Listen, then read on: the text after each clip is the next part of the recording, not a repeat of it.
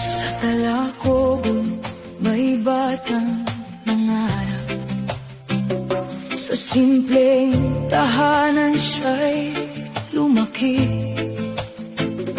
Walang yaman na may pagmamalaki, ngunit pag-asa'y sagana sa kanyang tabi. Sa bawat umagang kanyang pagbangon, kasama ang mga magulang na nagsakripisyo, tahimik nilang pasan ng kahirapan upang makita lamang siyang magtagumpay.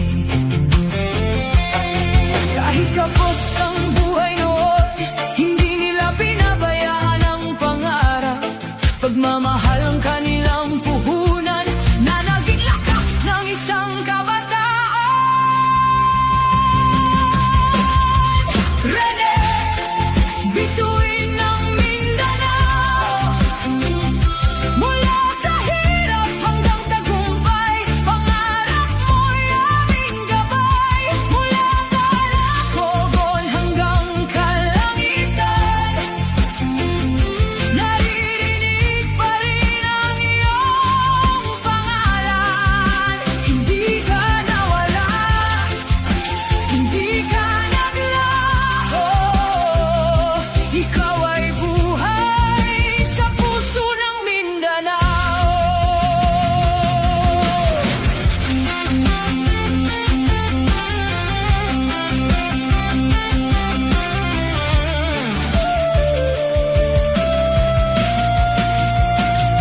At nang dumating ang tagumpay, buong Mindanao ay kanyang pinasaya. MVP ng palarong pambansa, bayani ng kabataang nangangarap pa. Nang dumating ang araw ng paglisan, maraming pusong nasasaktan. Bakit ang isang batang puno ng pangarap ay agad kinuha sa murang edad? Ngunit sa bawat luhang pumapatak, may alaalang hindi mabubura.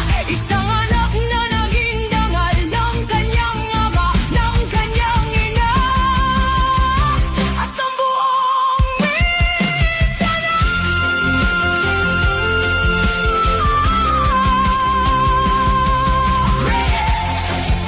hanap ng Mindanao, pangarap ng iyong ama at ina. Maaaring nawala ka sa aming paningin, ngunit kailanman hindi sa aming damdamin. Mananatili kang buhay sa bawat tagumpay, sa bawat laban, sa bawat pangarap. Bituin ng Mindanao, bituin ng Mindanao.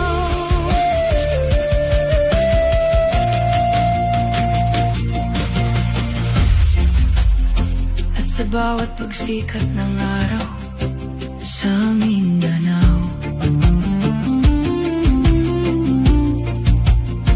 may isang pangalang hindi malilimutan. Rene Claire Pope Paterbonia, ang inspirasyon ng kabataan, ang bituin na